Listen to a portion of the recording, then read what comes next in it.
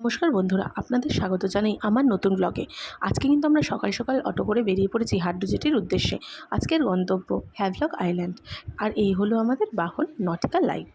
আমরা কিন্তু অনলাইনে টিকিট আগে থেকেই কেটে রেখেছিলাম। সমুদ্রের জল কেটে আমরা এগিয়ে চলেছিলাম।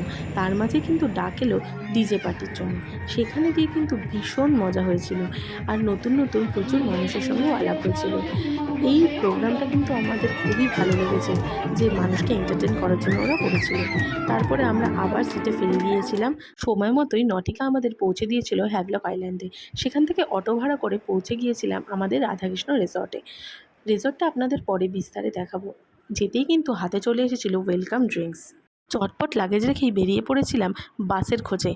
মেইন মার্কেটে প্রায় 40 মিনিট অপেক্ষার পর পেয়েছিলাম কালাপাত্থারগামী বাস। দীর্ঘযাত্রার শেষে নীল সমুদ্র যখন হাতছানি দিয়ে ডাকে, সেই ডাক কি আর অমান্য করা যায়?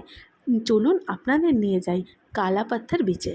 এতদিন সমুদ্র দূর থেকে দেখলেও তাতে নামার সুযোগ কিন্তু আমাদের হয়নি, তাই দুজনেই বাচ্চাদের মতো সমুদ্রে লাফালাফি শুরু করে দিয়েছিলাম। এত সুন্দর নীল জল দেখলে কে কাকে আটকে রাখতে পারে বলুন? তারপরে আমি কিন্তু সব বাধা পেরিয়ে জলে সাঁতার কাটতে নেমে পড়েছিলাম, বহুদিনের অভ্যাস ছাড়াও। তারপরে স্নান শেষে চেঞ্জ করে আমরা কিন্তু বসেছিলাম ফিরতি বাসের অপেক্ষায়। এখানে সবই খুব সুনির্দিষ্ট টাইমে চলে, মাত্র 16 টাকা বাস ভাড়া। আবার দেখা হবে আপনাদের সাথে পরের পর।